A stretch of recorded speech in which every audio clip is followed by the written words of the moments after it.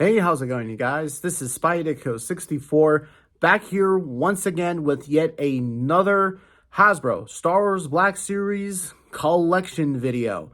Now, for any of you that don't really know what these collection videos really are, this is not me showing off my action figure collection, even though, excuse me, I think I have to do an update for that, I think pretty soon here.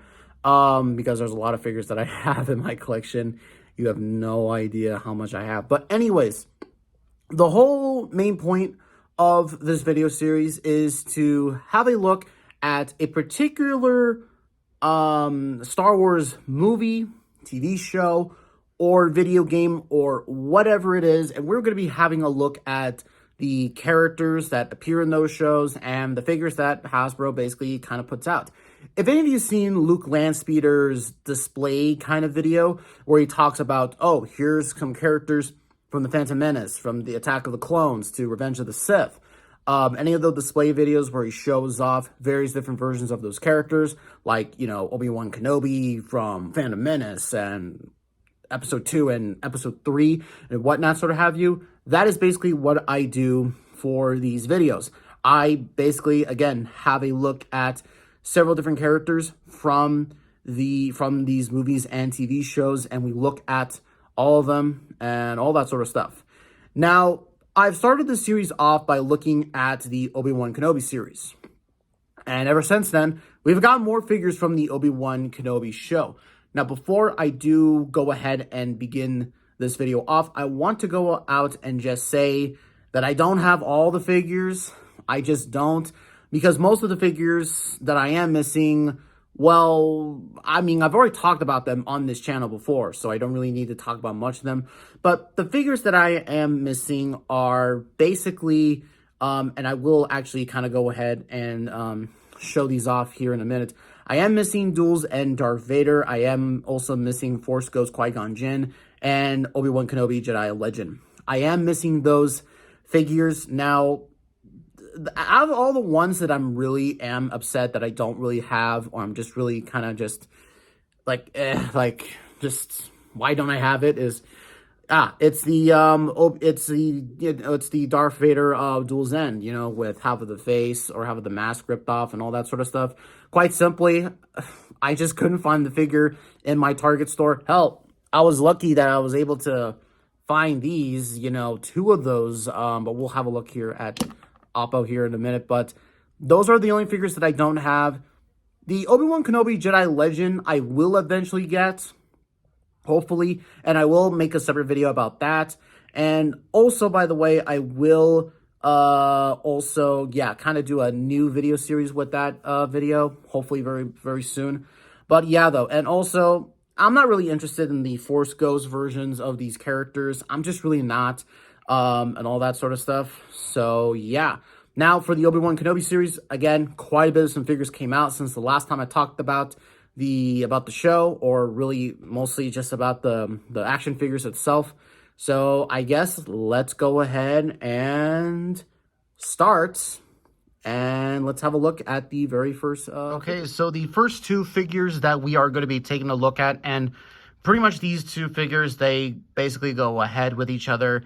And I really am going to briefly talk about these figures because, again, I've already mentioned about these two, and they are part of my, well, yeah, these two were, well, this particular mold is a part of my 10 favorite figures from 2023, and I am going to briefly talk about these two. So, yeah, first figures that we're going to be having a look at is the Commander Oppo figure right here. Now, okay, let's actually kind of briefly kind of talk about the way Hasbro, you know, announced, or how they basically sort of, you know, promoted this figure. So this figure was promoted as Commander Oppo. Now, Oppo, for any of you that may or may not know, is the clone with the arrow on his forehead.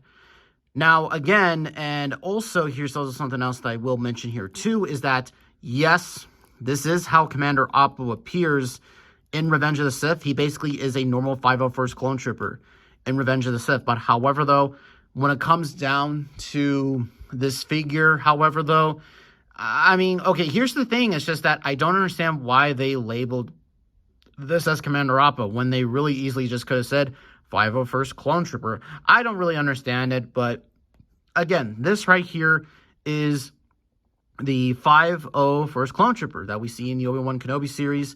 We see really briefly in, the show, and I mean really briefly because, yeah, they pretty much appear in like a few couple scenes, and that's pretty much it. I mean, they're not like, I mean, hey, this show takes place 10 years after Revenge of the Sith, so the Empire would be using the Stormtroopers by now.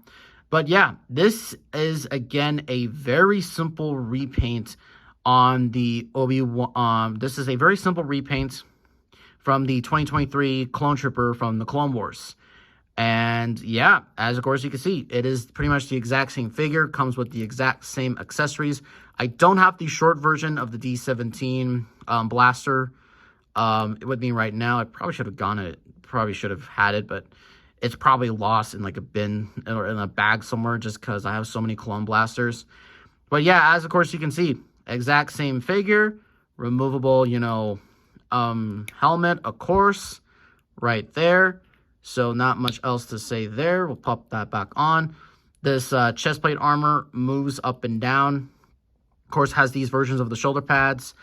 And everything else is basically exact the same. Now, of course, as you can see, I have two right here because, for any of you that don't really know, I mean, I found these two together in a Target, which I was really, really lucky that I found these two together, like, at a Target. It was just like, I found Star Wars Black Series figures out in the wild. And most of these figures, what's kind of funny is that I basically bought all of them via eBay and all that sort of stuff, basically through online. So it was really, honestly, really great to see both of these two because, again, Clone Troopers sell, they sell a lot. And, again, really fantastic that I have these two and all that sort of stuff. Now, if I could really say anything else, let's actually kind of mention something here, and that is, funny enough, on camera, as of course you can see, and I know I'm using an iPhone here, but the paint for the blue on the Clone Troopers, for especially these versions, is really light. And I'm going to show a photo right here somewhere. You'll see it here in a minute. But these aren't really, okay, the 501st colors are usually a darker blue, but not like a dark blue, but just dark blue. And not this much of a light blue, as of course you can see here. And yeah, I'll probably show an image of the Hot Toys version, but I know that that has probably pissed off some people, considering that, if you put these two next alongside Rex or Echo or whatever, or or the archive version of these Clone Troopers, yeah, it really kind of won't look right. But I mean, I guess you can make it work. I don't know. I guess some people are just that picky, but honestly, in all honesty, I'm not, so that I will say. But yeah, those are the Clone Troopers. Lucky to have two of them. And let's have a look at the next figure. So, like the Clone Troopers, this next figure right here, I'm going to really mention briefly. However, though, I do have some opinions on this figure, and actually, opinions change. In my honest opinion, I do not think I should have put this figure on my least favorite list from 23. Okay, I honestly think she could have been a bit higher, but in all honesty, I was really kind of honestly running out of figures to put on that list. It honestly just really should have been a shorter list, in my honest opinion. So yeah, but yeah, so as you can see here, we have Tala. Now, in my initial discussion of this action figure, I said that, it's really nothing all too special. You're basically only getting this figure just because, for the, because this is the first ever female Imperial body. And I will say, it's a really nice sculpt. Again, I really dig the way that this came out. Basically they just took the male version and they made a female version. Of course, no, no pins at the, oh god, look at that ankle right there. No pins in the knees, of course, as you see there. Same thing goes with, the arms and all that sort of stuff. That arm probably could have been a little bit more. That, I will say, is a bit annoying. But, yeah, again, I don't think that this is a bad figure. And, honestly, it's a pretty good one. I am gonna go back on what I said about Tala right here. And I guess, yeah, she wasn't really all too special in the Obi-Wan Kenobi show. I mean, I don't know. How many times have we seen, Rebel Alliance characters or Rebel characters dressing up as Imperials? I don't know. There wasn't really much to Tala, and I think if I would have, and I think maybe that was the reason why I put her on the get out of the way, Clone Troopers. Yeah, they're just sitting right there. But yeah, honestly, if I enjoyed the character more, I probably could have put her. Maybe would have not put her on the list there. But again, this is what we have to use for, and all that sort of stuff. So, yep, that right there is Tala. And yeah, also she doesn't come with that many accessories. She just comes with this blaster right there, which come on, get out. Yeah, there you go. Yeah, this one comes with this is the one that comes with that Din Djarin figure and all that sort of stuff. So yeah, there you go. But all right though. So let's head on to the next. So like Tala and pretty much all the rest of the figures, here is another one that I will briefly mention upon. And yeah, I still really do like this Obi-Wan Kenobi figure. This is, the best one from the Kenobi show. Of course, this is the Jabim version of Obi-Wan. This is how he appears in the finale. In the final episodes of the Kenobi series. And yeah, everything that they took about the first figure, which I honestly, looking back at that figure, honestly, it's kind of bad. Looking back at it now, basically, I just used that Obi-Wan Kenobi figure. Basically, he's just on my desk wearing a sombrero from this Mexican thing I got. But yeah, though, Obi-Wan Kenobi right here, though. I really think that this is a major improvement from the last version with the white t-shirt. Now, they did reuse a bit of some parts from the figure, and that is they reused the legs. And I have to assume that the lightsaber is probably about the exact same. Honestly, I don't really like the Kenobi version of the lightsaber. It looks kind of a bit too dark when I think it should be a bit lighter. But again, I think that this figure has a good likeness to Ewan McGregor. I mean, I don't really particularly see him all too much in there, but it's better than the last one. Maybe I do see a little bit of good old Ewan a little bit more. I love this tunic part that he comes with. I really love this part. Just looks really nice. Looks really nice. And again, it's no wonder why, they're using this for the Jedi Legend version. Hell, you can maybe even use this for Revenge of the Sith, Obi-Wan?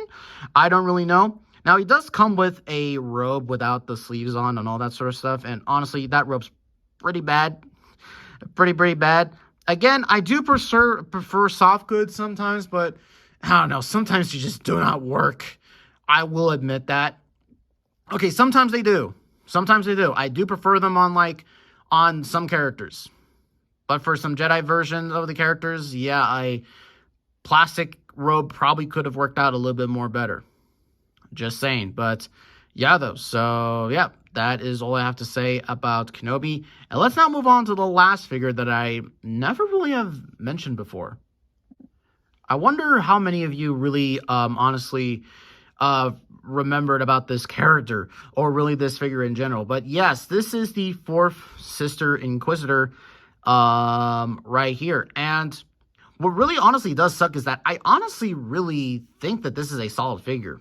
I really honestly think it is. And funny enough, I bought this for $5 at GameStop. So that was a great deal right there. And the figure overall came out really nice.